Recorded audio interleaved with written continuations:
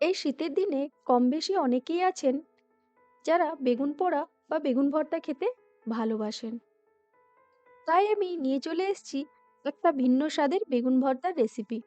তো চলুন দেখে নেওয়া যাক এই রেসিপিটি। এর জন্য আমি এখানে নিয়ে নিয়েছি একটা বেগুন, আর এটাকে আমাদের রোস্ট করতে হবে। তার আগে অবশ্যই এভাবে আমরা কেটে চেক করে নেব। তার কারণ বেগুনটা ওপর থেকে ভালো দেখালেও অনেক সময় বেগুনের মধ্যে পোকা থাকে। তাই এইভাবে চেক করে নেওয়াই ভালো। দেখুন, এখানে কিন্তু আমার বেগুনটা পুরো ভালো পরিষ্কার আছে।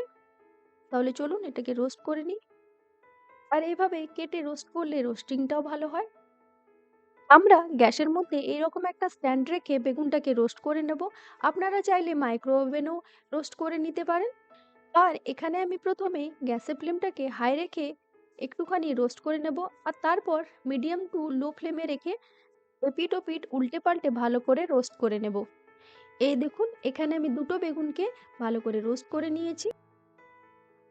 আর এরপর অল্প একটু ঠান্ডা করে নিয়ে এর খোসাটাকে ভালো করে আমি ছাড়িয়ে নিচ্ছি।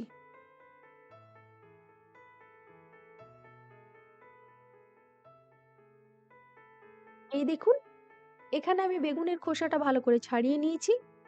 আর এরপর হাত দিয়েই অল্প একটু বেগুনটাকে এইভাবে ম্যাশ করে নিচ্ছি।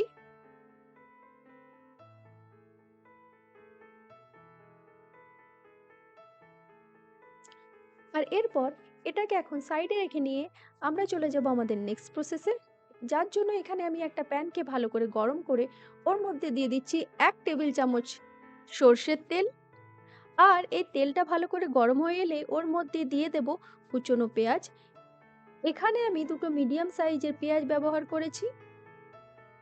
আর এই পেঁয়াজটাকে 1 মিনিট মতো নেড়েচেড়ে নিয়েই আমি এখানে দিয়ে দিচ্ছি কুচনো রসুন।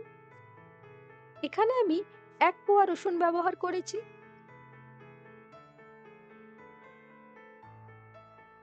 আর তারপর এখানে দিয়ে দিচ্ছি 4টে কাঁচা লঙ্কা, যেটা আমি ছোট ছোট করে কুচি করে নিয়েছি।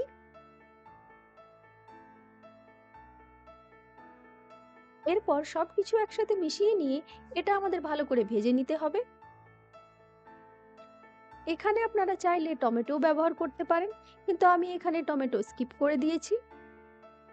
দেখুন, এখানে কালারটা চেঞ্জ হয়ে গেছে, তার মানে আমার ভাজাটা হয়ে গেছে। এরপর আমি এখানে অ্যাড করে দেবো সব রকমের ড্রাই মশলা। এখানে আমি দিয়ে দিলাম 1 চা চামচ নুন, হাফ চা চামচ হলুদ গুঁড়ো, আর হাফ চা চামচ জিরে গুঁড়ো। এরপর এই মশলাটাকেও আমি এখানে ভালো করে ভেজে নেব, যতক্ষণ পর্যন্ত না এর কাঁচা গন্ধটা বেরিয়ে যায়। আর তারপর আমরা এখানে দিয়ে দেব আমাদের আগে থেকে ম্যাশ করে রাখা বেগুনটা। এরপর এটাকে আমি ভালো করে মশলার সাথে মিক্স করে নেব।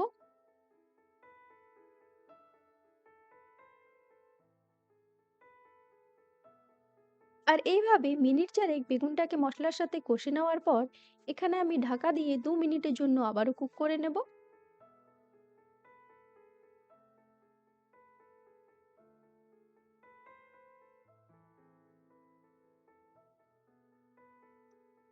এই দেখুন, এখানে আমি 2 মিনিট বেগুনটাকে ঢাকা দিয়ে রান্না করে নিয়েছি।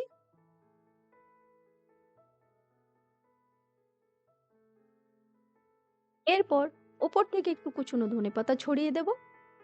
বাস, তাহলেই রেডি হয়ে গেল আমার বেগুন ভর্তা বা বেগুন পোড়া রেসিপি।